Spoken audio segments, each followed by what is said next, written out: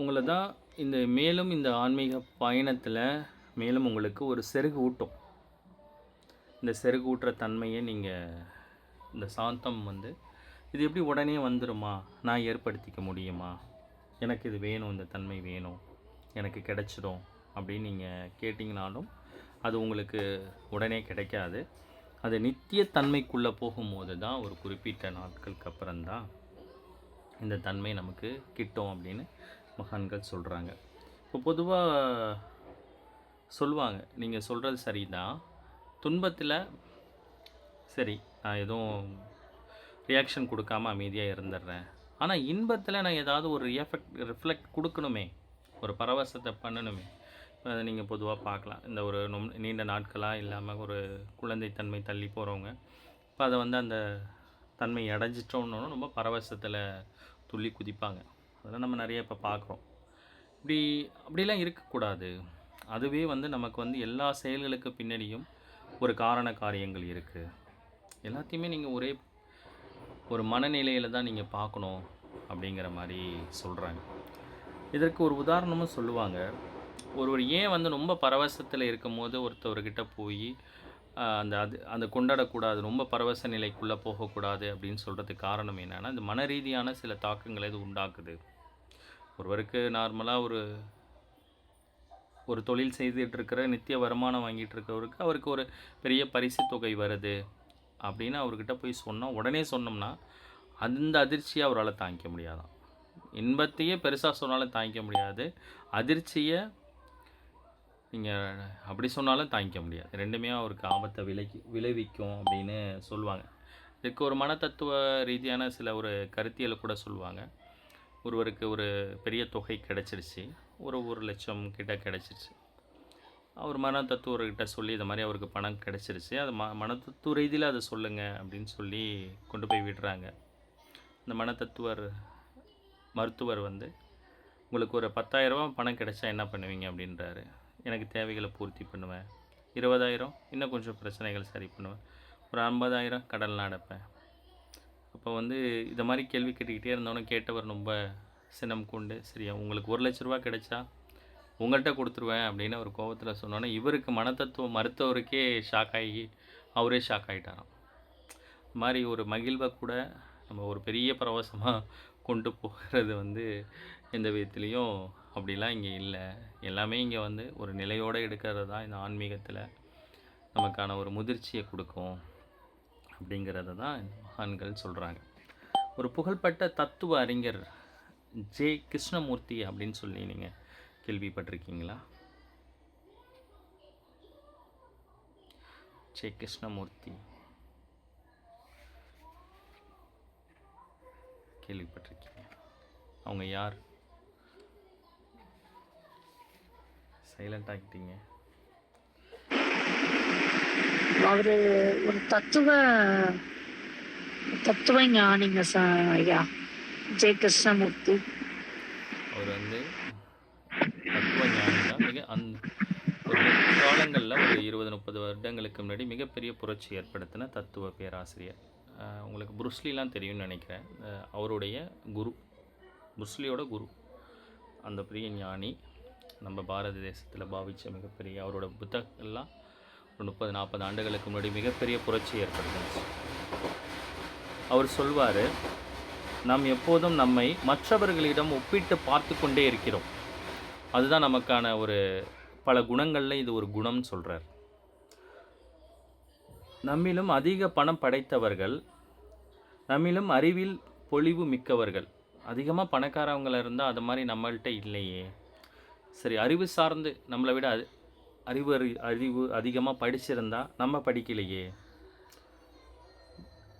நம்மளும் சிந்தனையில் சிறந்தவங்களாக இருந்தாலும் நமக்கு அந்த தாட்ஸ் வரலையே. நேசம் பிற உயிர்கள் மீது அன்பு வைக்கிறவங்கள பார்த்தாலும் அன்பு வைக்காதவங்களுக்கு நமக்கு அந்த அன்பு பற்று வரலையே. புகழில் ஓங்கியவர்களை பார்த்தாலும் நமக்குள்ள ஒரு கம்பேரிசன் இருக்கும், நமக்கு அது கிடைக்கலையே. இன்னும் அதிலும் நம்மளோட எண்ணங்கள் என்ன ஆகுதுன்னா, மற்றவங்கள பார்த்துட்டு அதிகமாக மேலாண்மையான கருத்துக்கள் நம்மக்கிட்ட இல்லை, இவர்களுக்கு கிடைச்சது நமக்கு கிடைக்கல, ஒப்பிட்டு பார்த்து கொண்டே இருக்கிறோம். இதுதான் ஆன்மீகத்தை நம்ம மேலும் ஒரு இறைத்தன்மை பயணத்தில் நம்மளால் ஒரு தொடர்ச்சிக்கு காரணமே இதுதான். நம்ம வாழ்க்கையில் மிக மிக சிறந்த தன்மைங்கிறது நமக்கிட்ட இருக்க விஷயத்த, நமக்குள்ளே இருக்கக்கூடிய நல்ல விஷயங்களை நம்ம அங்கீகரிச்சுக்கிட்டு அதை நமக்கு இறைவனுக்கு நன்றி உணர்வை சொல்லிக்கணும். நம்ம வேறு ஏதோட ஒன்றோட நம்மளை வந்து ஒப்பிட்டு பார்க்கக்கூடாது. நம்ம அதிகமாக இந்த ஒப்பீட்டுனாலேயே தான் அவங்க என்ன நினச்சிருவாங்களோ, இவங்க என்ன நினச்சிருவாங்களோ. இப்போ திருப்புகழ் பாடுறது கூட சில பேருக்கு அந்த ஒரு தன்மை வந்துடும். இதை கூட இந்த திருப்புகழை கூட ஒரு பாடுங்க, ஒரு கோவிலில் நம்ம இவ்வளோ நாள் படிக்கிறோம், ஒரு கோவிலில் போய் பாடுங்க, மனமிட்டு அந்த இறைவனை நினச்சி, முருகப்பெருமானை நினச்சி பாடணும்னு ஆசை இருக்கும். பட் நம்மளை சுற்றி இருக்கிறவங்கள பார்த்து ஐயோ அவங்க என்ன நினச்சிருவாங்களோ, அவங்களோட நம்ம ஒப்பிட்டு பார்த்துட்றோம். இந்த தன்மை இருக்கிறதுனால தான் நம்மளால் வந்து எந்த விஷயத்துலேயும் நம்மளால் முன்னேற்றம் அடைய முடியல. இந்த மன போராட்டங்களே உங்களை வந்து தோற்றுவிக்குது. இதுதான் உங்களை தோல்வியை வந்து திரும்ப திரும்ப சுழற்றி விட்டுருது. இதுதான் முக்கிய காரணம். உங்களுக்கு வேறு எதுவுமே உங்களுக்கு பிரச்சனை இல்லை. உங்களுடைய பிரச்சனைகளே உங்களோட இறைவன் கொடுத்த அதை சுதர்மம்னு சொல்லுவாங்க, தனிப்பட்ட திறமை. ஒருத்தவங்க ஓவியம் வரைவாங்க, ஒருத்தவங்க நல்லா பாடம் எடுப்பாங்க, நல்லா பாடுவாங்க, நல்லா சமைப்பாங்க, அன்பாக இருப்பாங்க. நிறைய விஷயங்கள் இருக்குது, நிறைய இருக்குது. ஆனால் அந்த தனித்துவமான அந்த சுதர்மம் இறைவன் ஒவ்வொரு உயிர் ஆன்மாவுக்கும் கொடுக்கப்பட்ட விஷயத்த அந்த உயிர் ஆன்மா அதை தூக்கி போகும்போது அதை தடுக்கிற விஷயம் மற்றவர்கள் என்ன நினச்சிருவாங்க அப்படிங்கிற ஒரே விஷயம்தான் பல சாதனையாளர்களை தடுத்துடுது. இது இறைத்தன்மைக்கும் இது பொருந்தும். ஒரு கோவிலுக்கு போய் நீங்கள் ஒரு விளக்கு போடுறீங்கன்னா தொடர்ந்து போட்டால் யாராவது என்ன நினச்சிருவாங்களோ, அங்கே போனால் அவங்க என்ன நினச்சிருவாங்களோ, இந்த ஒரு தன்மை கூட உங்களை தடங்களாக உங்களை பல்வேறு இடங்கள்லேருந்து நம்ம முன்னேறாமல் இருக்கிறதுக்கு, இந்த ஆன்மா உணர புரிஞ்சிக்கிறதுக்கு, நமக்கு உள்ளே இருக்கக்கூடிய இந்த பரஞ்சோதியை பரமாத்மாவை புரிஞ்சிக்கிறதுக்கு நம்மளால் நம்மளுடைய சில எண்ணங்கள் குறுக்கீடே நம்மளே கம்பேரிஷன் பண்ணிக்கிறதே, நான் ஏழையாக பிறந்துட்டேன், நான் ஒரு பெரிய புகழ்மிக்க ஒரு கம்யூனிட்டியில் பிறக்கலை, என்னை தூற்றுறாங்க, என்கிட்ட பணம் இல்லை, என்னோடய வாழ்க்கை ஒரு கட்டத்தில் வந்து நான் நினச்ச மாதிரி இல்லை, பிள்ளைகளோட வாழ்க்கை இல்லை அப்படின்னு நாமளே நினச்சிக்கிறது தான் நம்மளை வந்து அடுத்த கட்டத்துக்கு நம்மளை போவிடாமல் தடுக்குது. இங்கே ஒரு விஷயம் உங்களுக்கு கொடுக்கப்படுறது அது ஒரு காரணத்துக்காக கொடுக்கப்படுது. நீங்கள் நினச்ச மாதிரி அந்த வாழ்க்கை இருந்ததுன்னா இன்னும் அந்த வாழ்க்கை துன்பகரமாக மாறி இருக்கும். அது உங்களுக்கு புரியல. நீங்கள் நினச்சி வருத்தப்படுற மாதிரி எனக்கு இப்படி இருந்தால் நான் என்ன இருந்திருப்பேன், அப்படி இருந்தால் என்ன இருந்திருப்பேன் அப்படின்னு நினைப்பாங்க. சில பேர் ஏன் இவங்க என்னை விட்டு பிரிஞ்சு போனாங்க, ஐயோ இவங்க இருந்திருந்தாங்கன்னா இல்லாதனால தானே கஷ்டம், அவங்க இருந்திருந்தாங்கன்னா இன்னும் நீங்கள் கஷ்டத்தை அனுபவிச்சிருப்பீங்க. அந்த மாதிரி இந்த ஒரு மனநிலை தான் நம்மளை ஒரு எல்லா விஷயத்துலையுமே நம்ம மேன்மையடையாமல் செயலில் வந்து நம்மளை வந்து கீழ்நிலை கொண்டு போகுது. அப்படிங்கிறது தான் இந்த இறைத்தன்மை, இந்த தன்மை நமக்கு உணர்த்துது. எந்த நிலைப்பாடு வந்தாலும் நம்ம ஒரே மனநிலையை இந்த திருப்புகழும் நமக்கு கொடுக்கும். அதை தான் நம்ம தினமுமே பருகிட்டுருக்கோம். ஒரு கட்டத்துக்குள்ளே உங்களுக்கு எத்தனை பேருக்கு ஒரு இனம் புரியாத எப்பயாவது ஒரு அமைதியாக இருக்கும் போது பழைய எண்ண குறுக்கீடுகள் உங்களை வந்து தடுக்காமல் இருக்குது. சில நேரங்களில் நீங்கள் துவண்டு நிறைய நம்ம கண் கலங்கினதுக்கு காரணம், நல்லது நடக்குனாலும் பரவாயில்ல, கெட்ட விஷயங்கள் நமக்கு நினைவுக்கு வராமல் இருந்தாலே போதுங்கிற ஒரு மனநிலை வந்துடும். நமக்கு இறைவா எனக்கு நல்லதை விட கொடுக்கறத விட்டுரு, அது அப்புறம் பார்த்துக்கலாம். ஆனால் கெட்டது நடந்ததை, எனக்கு துரோகம் பண்ணதை, எனக்கு பழி வாங்கணும்னு நினச்சவங்களோட எண்ணங்களை எனக்கு கொடுக்காம இரு. அதுதான் பெரிய வழி. சந்தோஷத்தை விட உங்களை துன்பப்படுத்தினவங்களோட நினைவுகள் உங்களை வந்து துன்பப்படுத்துதில்ல, அதுதான் ஒரு பெரிய வழி. இதை நீங்கள் எதுலேருந்து மீட்டெடுக்க முடியும்னா இந்த தெய்வத்தன்மையான இறைநிலையான தெய்வ பாசுரங்களால் தான் மீட்டெடுக்க முடியும். வேறு எதுலேருந்தும் உங்களுக்கு வந்து அதுலேருந்து நீங்கள் வெளியிலே வர முடியாது, நீங்கள் நினச்சிலாம் வர முடியாது. அப்போ உங்களுக்கு காயப்படுத்தினவங்களோட எண்ணங்கள் உங்களை வராமல் நீங்கள் பார்த்துக்கணும் அப்படின்னா முதல்ல நீங்கள் இந்த திருப்புகழை, வேல்மாறலை, திருவகப்பை நீங்கள் தினம் இந்த சுவாமிகள் அருணகிரிநாத சுவாமி என்ன சொல்லியிருக்காங்க அப்படிங்கிற அந்த விஷயத்தை உள்ளார்ந்து நீங்கள் போகும்போது அந்த ஞானம், அறிவு ஞானம், அந்த பேரொளி உங்களை பரவசத்திற்குள்ள ஏற்படுத்தும் போது உங்களுக்கு ஏற்பட்ட சிந்தனைகள் மழுங்கடிக்கப்படும். உங்களுக்கு ஏற்பட்ட துரோகங்கள், உங்களை காயப்படுத்தின விஷயங்கள் எல்லாருக்குமே இது பொருந்தும். அது உங்களை வந்து வெளிப்படாமல் உங்களை வந்து இந்த திருப்புகளுக்குள்ள அந்த ஞான சிந்தனைகள் போயிடும். இது ஒரு விதமான மன உணர்வு தெய்வத்தன்மையான விஷயத்தை உங்களை இட்டு செல்லும். அந்த அனைத்து செல்லக்கூடிய தன்மையை தான் நம்ம ஏற்படுத்திக்கிறோம். அப்படிங்கிற ஒரு புரிதலோட இந்த இறைவனை நம்ம அணுகும் போது இந்த வாழ்க்கை அற்புதமாக்கப்படுது. நம்ம இந்த வேடிச்சி காவலன் வகுப்பு பார்த்துக்கிட்டு இருந்தோம். அதோட விளக்கம் பார்த்தோம். இந்த 6வது பாடலோட உரை பெற வகுத்தருணை நகரில் ஒரு பக்தனிடும் ஒளிவளர் திருப்புகழ் மதானி கிருபாகரனும். பக்கம் வந்து 78வது பக்கம், 6வது பாடல். 5 பாடல் வரைக்கும் விளக்கம் பார்த்தோம். நேத்தியை பார்க்கணும்னு நினச்சோம், நேரம் அப்படியே சென்றிடுது. அதனால் இந்த பாடலுக்கு என்ன விளக்கம் அப்படின்னா, முருகப்பெருமானின் கீர்த்தி பிரகாசம் விளங்கும் பொருட்டு சீர்பாத சிறப்பு முருகப்பெருமானின் வேலாயுதம். அவரோட வேலாயுதம் வந்து ரொம்ப சிறப்பான சீர்பாத சிறப்பு மிக்கதான். மகிமை முதலியவற்றை வரைப்படுத்தி திருவண்ணாமலையில் வாழும் ஒரு பக்தன், யார்? அருணகிரிநாத சாமி. அவரையே சொல்கிறார், அப்படி வாழக்கூடிய பக்தனாகிய அடியேன் ஏற்றிய அணிவகுத்த பெருமை ஒளி வளர்த்த திருப்புகழ் ஆகியவற்றை பருகி அப்படிங்கிறார் இந்த திருப்புகழ் பாடல் 6வது பாடலில். இந்த திருவண்ணாமலையில் வாழ்ந்தக்கூடிய அடியேன் ஆகியனா இந்த திருப்புகழ்ங்கிற பேரொழியை உங்கள் மீது, உங்கள் வேலாயுதத்தின் மீதும் ஏற்றி பரவசம் அடைகிறேன் அப்படிங்கிறத அந்த 6வது பாடல் சொல்லுது. 7வது பாடல் உதரகண சித்தகண கருடகண யஷகண உபசிடம் உரைத்தபடி பூஜிக்கும் மானானும் அப்படின்னா, இந்த பாடல் வந்து என்ன சொல்லுதாங்க அப்படின்னா, பல கணங்கள் இருக்குது தெய்வங்களுக்கு. இப்போ அந்த கணங்கள் தான் வந்து நமக்கு வந்து பல்வேறு விதங்கள் உதவி பண்ணுறதா இருக்கட்டும், தண்டனை கொடுக்கறதா இருக்கட்டும், நிறைய விஷயங்களை இந்த கணங்கள் தான் செய்யும். இப்போ நீங்கள் முருகப்பெருமான உடனே ஆட்கொள்ள முடியாது. காரணம் என்ன அப்படின்னா, இப்போ நீங்கள் நினைப்பீங்க இந்த டிவைன் வந்து நீங்கள் அந்த கோவிலுக்கு போகிறது சில உணர்வுபூர்வமான விஷயங்கள் உங்கள் கோவிலில் நடக்கும். திடீர்னு நீங்கள் அந்த தெய்வீக அந்த மயிலாக வர்றது, முருகப்பெருமானோட விக்கிரகத்தில் சில விஷயங்கள் பார்க்குறவீங்க, ஒரு பரவசத்துக்குள்ளே வருவீங்க. தெய்வம் சார்ந்த உணர்வுகளை ஏற்படுத்துறது இந்த தெய்வ கணங்கள் தான். நீங்கள் எல்லாம் நினச்சிக்கிறீங்க முருகப்பெருமான் ஏற்படுத்திக்கிறாரு அப்படின்னு. முதல்ல அந்த கணங்களை நம்ம தாண்டி தான் இறைவனை சார்ந்து போக முடியும். அதற்கு இப்போ முதல் மனிதர்களாகிய நம்ம இந்த தெய்வ கணங்களை நிறைப்படணும். இப்போ நீங்கள் இந்த இடரிலும் பிடரிலும்னு ஒரு பாசுரம் இருக்கும். பொருளாதாரம் நீங்கிறதுக்கு அந்த மாசிலாமணி நாதரை பாடக்கூடிய அந்த தெய்வத்தன்மையான அந்த பாடல்.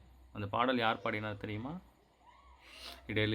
இடரிலும் பிடரிலும் அப்படின்னு ஒரு பாடல். மாணிக்க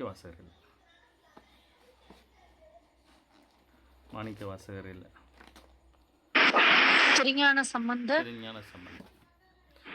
அவர் வந்து ஒரு பூஜை பண்ணிடுறதுக்காக சிவபெருமான்கிட்ட வேண்டுவார். வேண்டக்கூடிய அப்பா முருகா அப்படின்னு பொருள் ஈட்டுருங்க. அவர் ஒரு யாகம் வளர்க்கணும். அந்த யாகம் வளர்க்குறதுக்காக பொருள் வேணும் அப்படின்னு சொல்லி முருகப்பெருமான்கிட்ட வேண்டுவார். வேண்டும்போது சிவபெருமான்கிட்ட வேண்டுவாங்க.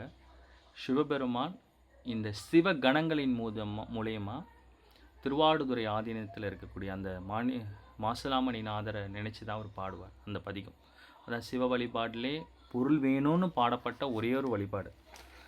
ஏன்னா சிவபெருமான் அபிஷேக பிரியர். அதனால் வந்து இந்த செல்வ வளங்களுக்கு பெருமாளை கூப்பிடுவாங்க. இந்த முக்தி யோகம் ஞானத்துக்கு சிவபெருமான் வழிபாடு. அப்போ அந்த சுவாமிகள் பாடப்பட்ட போது அந்த பதிகத்துக்கு சிவகணங்கள் தான் வந்து சாமிகளுக்கு பொருள் உதவி கொடுக்கும்.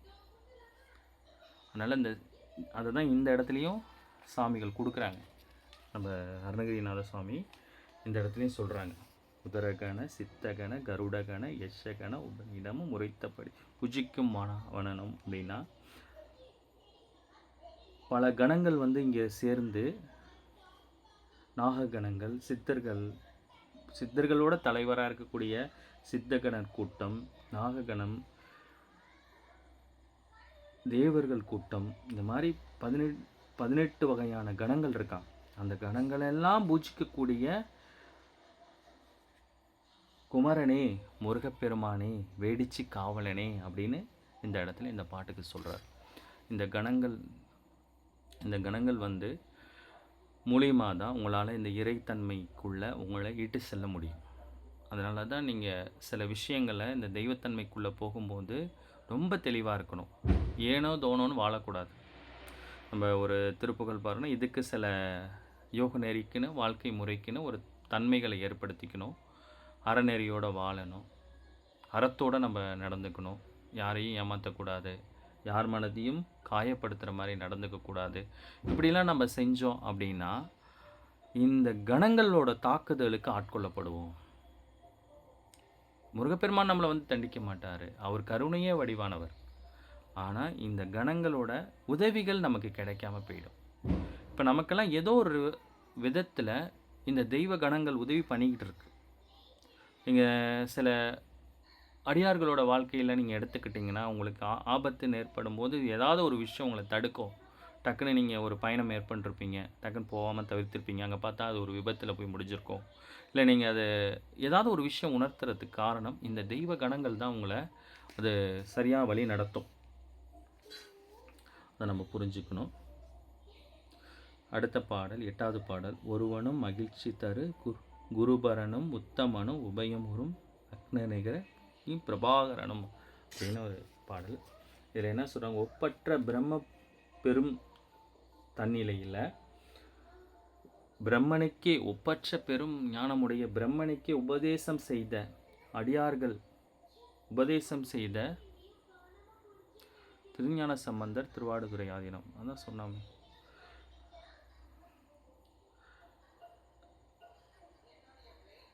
ஒப்பற்ற இந்த அடியார்களுக்கெல்லாம் பேரின்ப மகிழ்ச்சியை தரக்கூடிய வைத்திருக்கக்கூடிய இறைவனாக இருக்கக்கூடிய முருகப்பெருமானின் அவருடைய கரங்கள் எப்படி இருக்குன்னா, அந்த முருகப்பெருமான் எப்படி தோற்றுவிக்கப்பட்டார்னா ஒரு அக்னியின் ரூபத்தில் தான் தோற்றுவிக்கப்பட்டார். அந்த அக்னி ரூபத்தில் அவர் வந்து பேரொளியாக வீசக்கூடிய சொரூபம் உடையவராம்.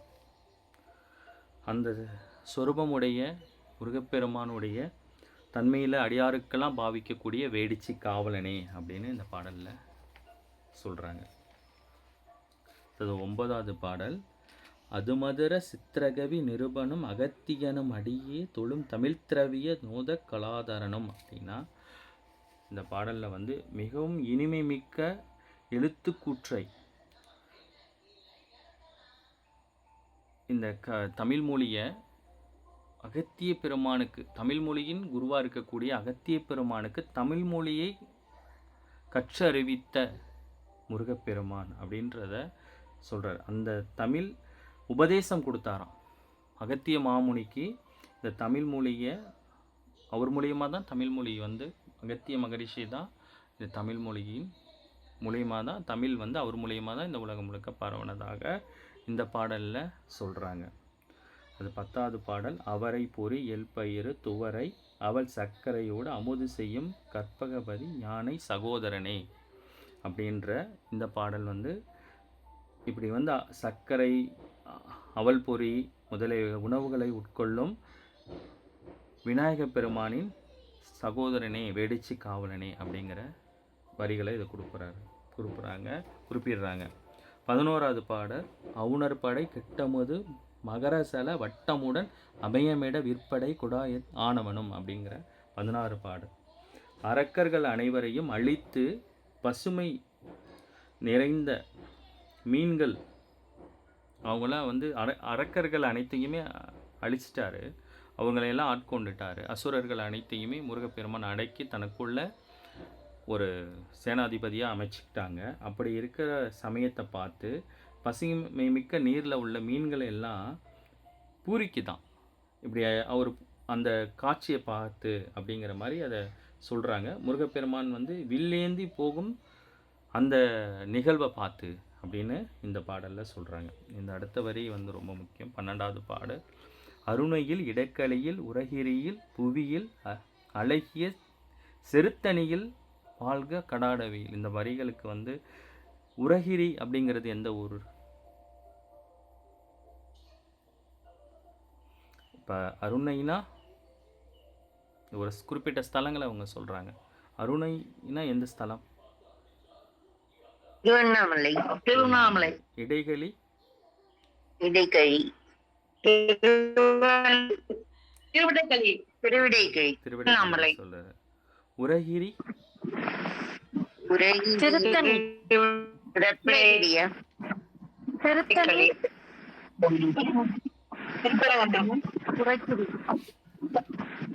இந்த ஸ்தலத்துக்கும் நான் வேல்மாறலுக்கும் தொடர்பு இருக்கு. வள்ளிமலையா? ஐயா திருத்தணி. இல்ல வயலூரா? இல்ல திருப்பரங்குன்றம்? இல்ல திருச்செந்தூர். இல்ல திருச்செந்தூர். இல்ல. பழனி. பழனி. பழனினா சொல்லிட்டாங்களே, இல்லைன்னு சொல்லிட்டேனே. சுவாமிமலை. இல்ல. திருப்பரங்குன்றம். சரி, அது அப்புறம் இருக்கட்டும். அடுத்த ஸ்தலத்தை பார்ப்போம். அடுத்த மைசூர் அரண்மனையா ஐயா? மைசூர் அரண்மனையா? இல்ல இல்ல இல்ல. வள்ளிமலை சாமி. மைசூர் அரண்மனையா? இல்ல இல்ல இல்ல. மைசூர் அரண்மனை இல்ல இல்ல. சிறுவாபுரி இல்லையா? இல்ல இல்ல. சரி, அடுத்த இது அழகிய திருத்தணியில் புவியில் அழகிய திருத்தணியில் வாழ்க கற்ப கடாடவையில் அப்படின்னா பூமியிலே ரொம்ப அழகான ஒரு இடம் அப்படின்னு வந்து அருணகிரிநாத சுவாமி சொல்கிற திருத்தணியை சொல்கிறார். அதான் செருத்தணிங்கிற. இப்போ திருத்தணி ஸ்தலம். திருத்தணி கிடையாது, உரகிரிங்கிறது திருத்தணி கிடையாது. அடுத்த லைன் தான் நான் சொன்னேன். திருச்செங்கோடு. உரகிரிங்கிறது திருச்செங்கோடு. அர்த்தநாரி மறந்துட்டீங்களா? அதை வேண்டி தானே வள்ளிமலை சுவாமிகள் பிறந்தாங்க. திருத்தணின்னா திருச்செங்கோடா? அது 3 அருணைங்கிறது திருவண்ணாமலை, இடைகளிங்கிறது திருவடைகளி, உரகிரிங்கிறது திருச்செங்கோடு, செருத்தணிங்கிறது திருத்தணி. மொத்தம் வந்து 4 ஸ்தலங்களை குறிப்பிடுறார். புரியுதா? புரியுது. இது ஆக்சுவலி அருணகிரிநாத சுவாமி வந்து ஆறுபடை வீடை வந்து வேறு இடத்துல சொல்லுவார். இப்போ நீங்கள் நம்ம பொதுவாக ஆறுபடை வீடு வந்து சொல்கிறது நக்கீரரோட ஆறுபடை வீடு. அருணகிரிநாத சுவாமி வேறு ஆறுபடை வீடை சொல்லுவாங்க. அவங்க சொல்கிற ஆறுபடை வீடு இந்த அழகிய ஸ்தலங்களில் பாவிக்கக்கூடிய முருகப்பெருமான். இந்த திருத்தணி, இந்த இடைகளியை வந்து அதிகமாக சொல்லுவாங்க. நிறைய பாடல்களில் இந்த திருச்செங்கோடு, திருவண்ணாமலை, திருவிடைகளி இந்த 3 ஸ்தலங்களை பற்றி அதிகமாக பாடியிருப்பார் அருணகிரிநாத சுவாமி. அதனால தான் அந்த முருகப்பெருமானோட ஜீவன் வந்து 3 இடத்துல இருக்கிறதா சொல்லுவாங்க. அடி, நடு, முடி. இதை பற்றி பேசியிருக்காங்களான்னு தெரியல. மேபி நான் ரொம்ப பழமையான ஒரு நூலில் படித்தேன். அதனால தான் இன்று அந்த திருவிடைகளி ஸ்தலம் ரொம்ப பயங்கர கூட்டமாயிடுச்சு. அந்த சோழ நாட்டு திருச்செந்தூர்னு சொல்கிற அளவுக்கு. அது சாமிகளோட நிறைய பேர் படிக்கிறாங்கள திருப்புகளில் அடிக்கடி இந்த திருத்தணி, இந்த இடைகளியை பற்றி வருது. அதனால் நிறைய பேர் பேசுகிறாங்க. அதே மாதிரி திருவண்ணாமலை ஸ்தலத்தை பற்றி உங்களுக்கு தெரியும். இந்த திருச்செங்கோடு இது இன்னொரு வேலையை இந்த நாகமலைன்னு கூட சில இடத்துல சொல்லியிருப்பார். அது நிறைய இடங்களில் ஒரு இந்த வார்த்தைகளை அந்த சந்த தமிழை பயன்படுத்தியிருப்பார் அருணகிரிநாத சுவாமி. இந்த திருவகுப்பில் நிறைய இடங்களில் இந்த 3 ஸ்தலங்களை பாடியிருக்கிறார். அருணகிரிநாத சுவாமி சொல்லக்கூடிய ஆறுபடை வீடுங்கிறது ஒரு குறிப்பிட்ட ஸ்தலம். அது எனக்கு திருத்தணி, திருச்செங்கோடு, பழனி, திருவிடைகளி, வள்ளக்கோட்டை 5 ஸ்தலம்னு வந்திருக்கு. இன்னும் ஒரு ஸ்தலம் திருத்தணி, திருவண்ணாமலை, திருச்செங்கோடு, பழனி, திருவிடைகளி, வள்ளக்கோட்டை. இதுதான் அருணகிரிநாத சுவாமி சொல்லக்கூடிய 6 படை வீடு. இந்த ஸ்தலங்களை அவர் சொல்வார். ஒரு திருப்புகழ் பாடலில் சொல்வார். அந்த பாடலை நான் 166வது பக்கம் எடுத்துங்க. அந்த பாடலில் தான் நினைக்கிறேன், திருவிடைகளி ஸ்தலத்தில் உள்ள திருப்புகளில் தான் அதை பாடியிருப்பார். 6 படை வீடையும். பழியுறு சட்டகமானன்னு நினைக்கிறேன் அந்த திருப்புகழ் பாடல். ஆமாம், அந்த பாடல் பழியுறு சட்டகமான திருப்புகழ் பாடலில் தான் பாடியிருப்பார். கடைசி வரியில் பாடியிருக்கார் பாருங்கள். அருணையில் தனிநாக மலை பழனி பதிக்கோடை அதிபதி இடைகளி மேவும் பெருமாளே அப்படின்னு. இவர் இந்த ஆறுபடை வீடை இந்த ஸ்தலங்களை அவர் குறிப்பிடுறார். தெரியுதுங்களா? பாடல் எண் 277வது பாடலில் லாஸ்ட் வரியில் குறிப்பிட்றாரு பாருங்க. நிறைய விஷயங்கள் இதுக்குள்ளே போக போக உங்களுக்கு உணர்த்தப்படும். இந்த மனநிலை தான் உங்களுக்கு தேவை. இந்த திருப்புகழை வந்து தொடுறதுங்கிறதெல்லாம் பெரிய விஷயம். அதை நம்ம தொடுறோம். இறுதி வரைக்கும் குருநாதர் எந்த மனநிலைக்குள்ளே இருந்தாரோ வேறு மனநிலையை வேறு எந்த விஷயத்தினாலையும் கொடுத்துட முடியாது. இந்த சமூகம், இன்று இருக்கக்கூடிய காலநிலை, இன்று இருக்கக்கூடிய சமுதாயம் நல்ல விஷயங்களை பருகிறது ரொம்ப ரொம்ப ரொம்ப ரொம்ப லிட்டில் பிட்டாக இருக்குது. நீங்கள் கெட்டதை ஈஸியாக பறிக்கலாம், ரொம்ப கடல் போல் கிடக்கு. ஆனால் நல்ல விஷயங்கள் ரொம்ப ரொம்ப கம்மியாக இருக்குது. அப்படி இருக்கக்கூடிய இந்த தன்மையை காரணத்தை கொண்டும் நம்மளை நீங்கள் அடிக்கடி சுய பரிசீலனை பண்ணி இந்த தெய்வத்தன்மையோடையே கடந்து போயிடணும். இந்த மனநிலை நமக்கு வேணும்னு இந்த பிரார்த்தனை செஞ்சு நிறைவு பண்ணிக்கலாம். மீண்டும் நாளைக்கு சந்திக்கலாம். அனைவருக்கும் நன்றி. முருகாசரணம். நன்றி தம்பி முருகாசரணம். நன்றி தம்பி முருகாசரணம்.